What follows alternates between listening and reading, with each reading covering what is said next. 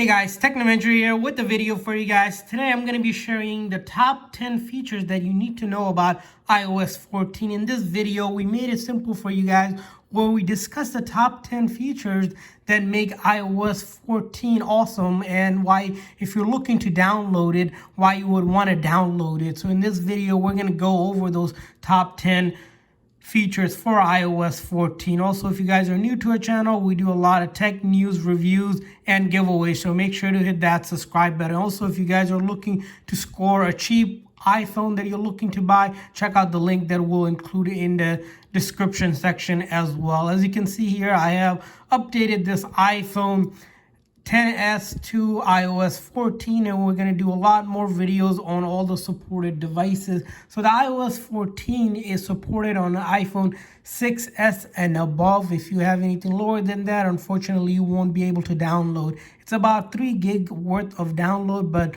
once you download it, you'll notice the differences right away. The first difference we want to discuss are, as you see front here, are the widgets. So the widgets are you're able to move around these widgets anywhere in the home screen layout.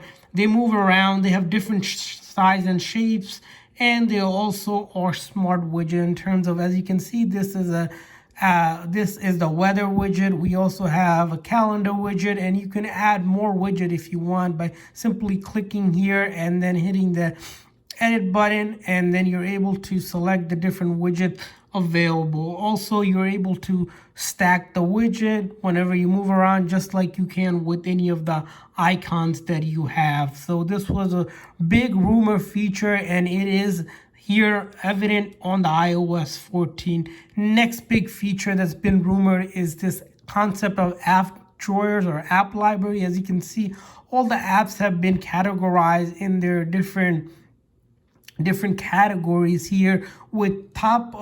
On the top display are going to be apps that you utilize the most. As you can see, recently added is Siri suggestions, and then it groups the rest of the remaining apps into different categories. You can also search for an app simply like you would for a contact, or you can just scroll and look at all of your apps that are listed in alphabetical order.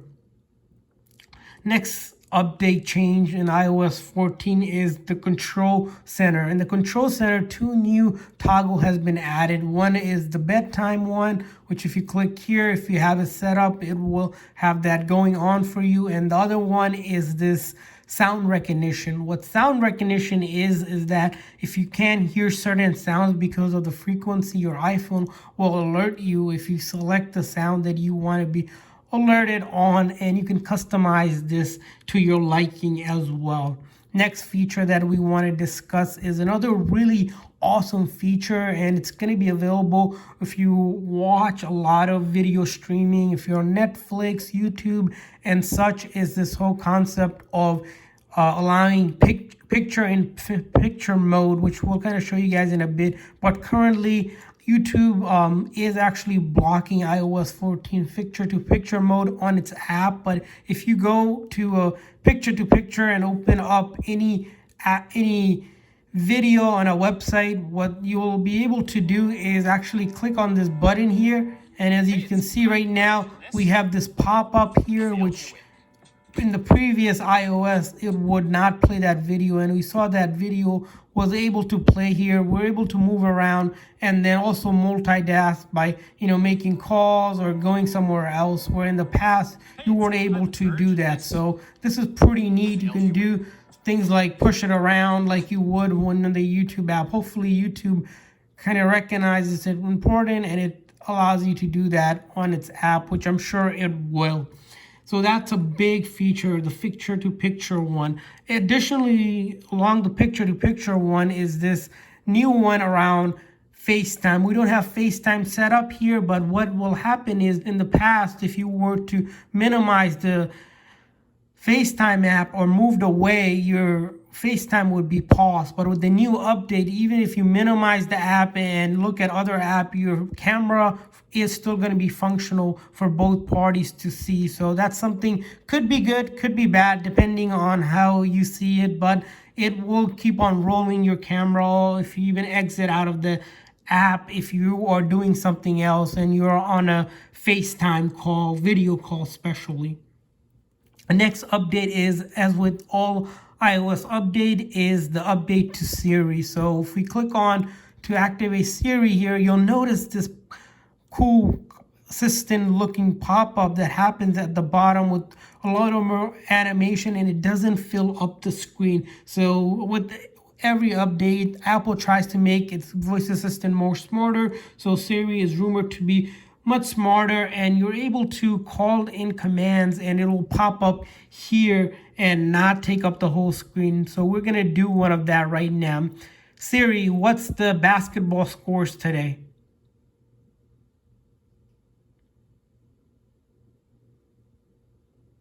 Just a sec. As you can see, it's still thinking. Once we get that, we should see a pop-up score. Of course, you have to make sure that it is connected to data, so it can do a lot more pooling, and it's going to be able to reach out to a lot more sites to get answer. So let's. Is there something else I can help with? Siri, basketball scores for today. I didn't get that. Could you try again? Today's basketball scores.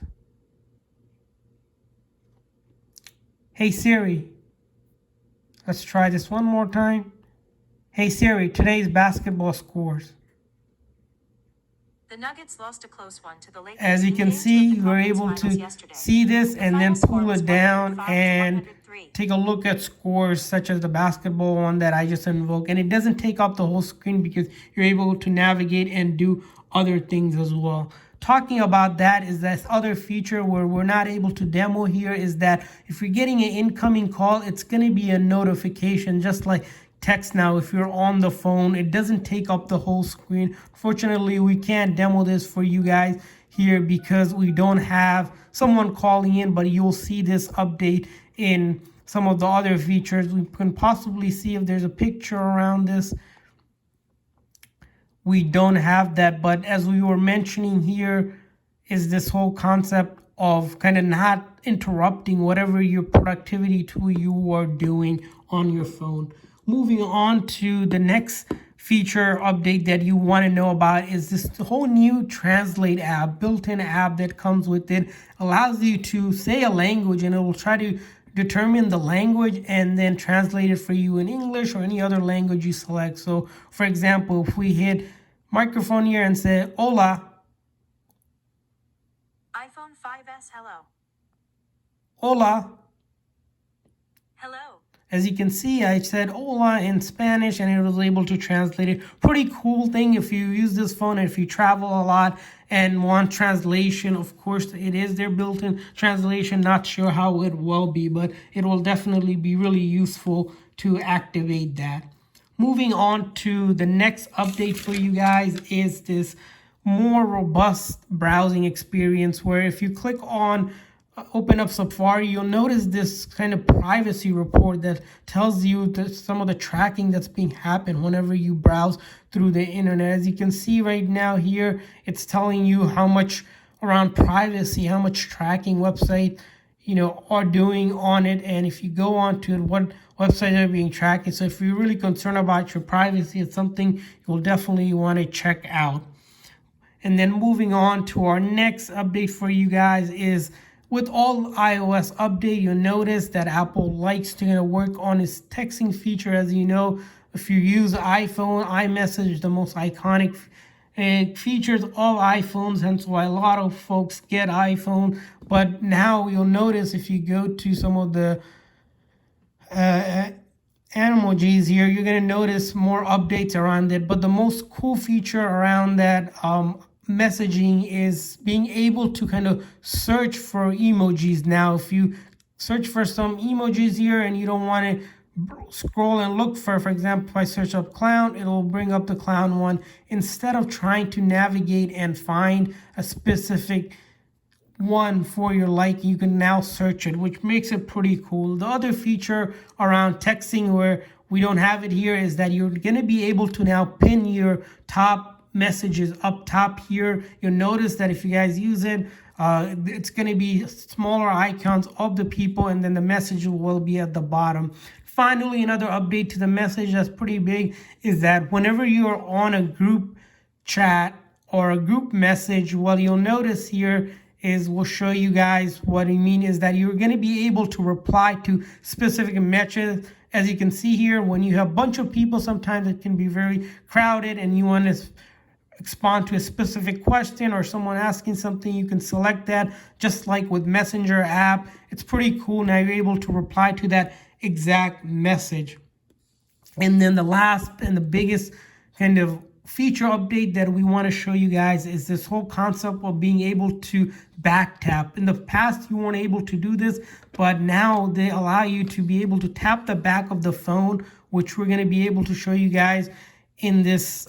Go into your settings and then accessibility. And once you're in accessibility, you want to go all the way to midway to find touch, and then all the way at the bottom where it says back tap. So the back tap is a feature that allows you to tap, either double tap or triple tap to activate one of the features that's available. And you'll notice here there's a bunch of features such as the system ones, such as being able to activate the control center, your home, your lock screen. So if you really miss the home button, you can pretty much use that as a home button. Reachability, screenshot, shaking, volume up, volume down, whatever you prefer, even some accessibility stuff as well. So as you can see, for our double tap on the back, we're going to be able to lock the screen, and I'll demo that here. So I'm going to tap twice on the back.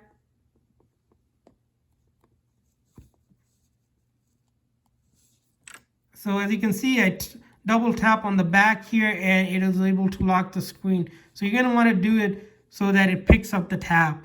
And it's kind of tough whenever you have, when both of your hands are on it, but once one of your hand is on it, it's easier. And then we have triple tap as well. You can have the home button or be any of these other ones. As you can see, I selected it to be the control center. So if I triple tap here, I'm able to get the control center without scrolling down. If you select another option such as home,